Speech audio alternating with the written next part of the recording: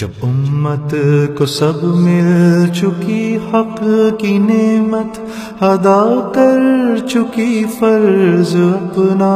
رسالت، رہی حق پہ بات۔ ہمارا مزاج، ہمارا مشرب، ہمارا مسلک، ہمارا مذہب، ہمارا دین، یہ سب اصطلاحات، وہ میں کوئی بھی ہوں، میں حنفی ہوں، میں شافعی ہوں، میں مالکی ہوں، یا میں حنبلی ہوں، میں اہل حدیث ہوں، میں غیر اہل حدیث ہوں، میں مقلد ہوں، میں غیر مقلد ہوں، میں مسلمان ہوں، تو مسلمان کا مشرب اور مزاج سمجھنے کی بات ہے، یہ اعتدال ہونا چاہیے، کیونکہ نہ ہم یہودی ہیں کہ ہم لوگوں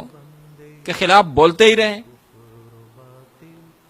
اللہ تعالیٰ کے نیک بندوں کے خلاف بولیں، وہ کوئی بھی ہو،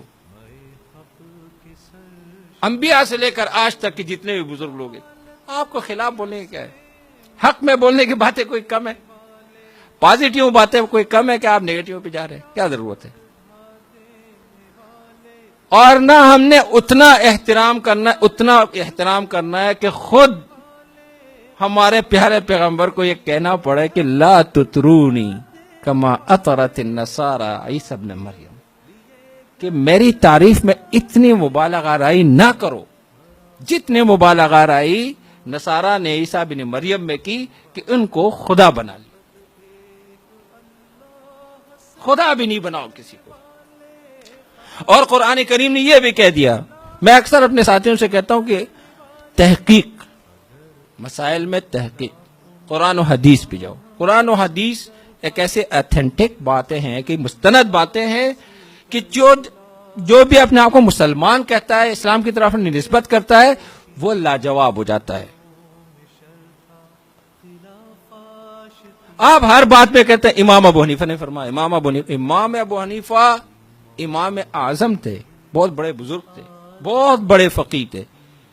پتہ نہیں آپ ان کے الفاظ کی صحیح ترجمانی کر سکتے ہیں نہیں، اگلا بندہ امام صاحب کو اتنا جانتا ہے نہیں جانتا ہے، یا ان کے فقہ کا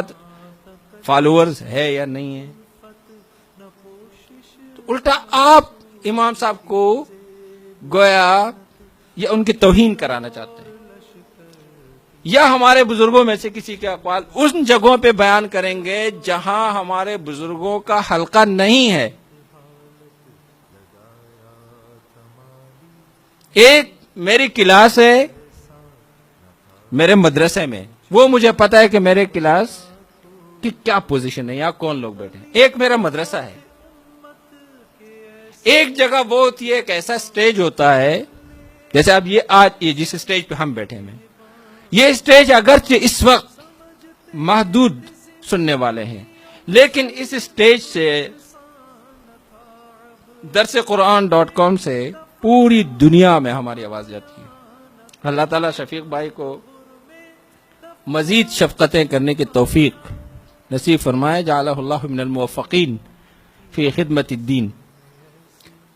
تو جب یہ ہماری آواز پوری دنیا کو جاتی ہے تو پوری دنیا میں ہمیں سننے والے، ہماری بات کو لینے والے ہر جگہ وہ لوگ نہیں ہیں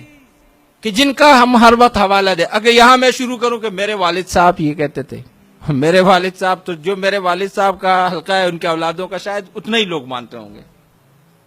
یا میرے اساتذہ ہیں، میرے والد صاحب بھی میرے لیے محترم ہے، میرے اساتذہ بھی محترم ہے، لیکن ان کا حلقہ کتنا ہے، اور جس سٹیج پہ میں بیٹھا ہوں اس کا حلقہ کتنا ہے؟ تو یہاں مجھے وہ بات کرنی چاہیے جو پوری دنیا میں جس شخص کی بات جاتی ہو، جن کی بات سنی جاتی ہو، تاکہ لوگوں کو ہم صحیح طریقے سے گائیڈ کر سکیں۔ ہمارا مسئلہ اس وقت کیا ہے؟ بالخصوص نوجوانوں کا بہت بڑا مسئلہ ہو چکا ہے،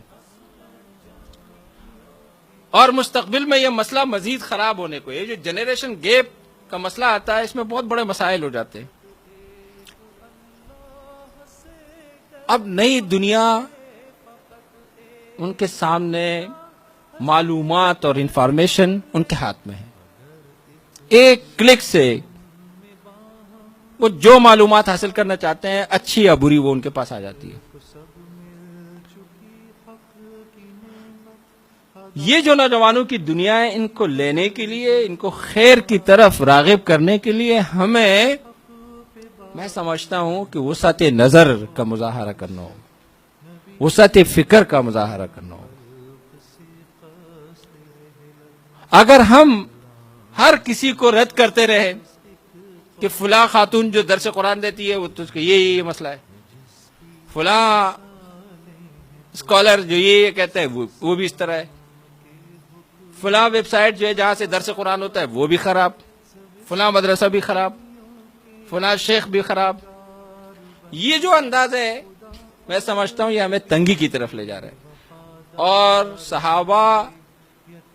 رضوان اللہ تعالی علیہ مجمعین کو جب آپ صلی اللہ علیہ وسلم کے ایسی باتیں پہنچ جاتی تھی کہ جس میں دو راہیں ہوتی تھی تو وہ فوراً کہتے تھے الحمدللہ الذی جعل فی الامر سعہ. تمام تعریفیں ہیں اس ذات کے لیے جس نے معاملے میں گنجائش دی ہے، وسعت دی ہے. آپ یہ راستہ لیں، آپ یہ راستہ لیں، اس کمرے کے یا اس روم کے اس حال کے یہاں سے بھی گیٹ ہے، یہاں سے بھی گیٹ ہے، آپ یہاں سے نکلیں، وہاں سے نکلیں، الحمدللہ دو دروازے ہیں. سرہ کام دی پر جھکا دینے والے،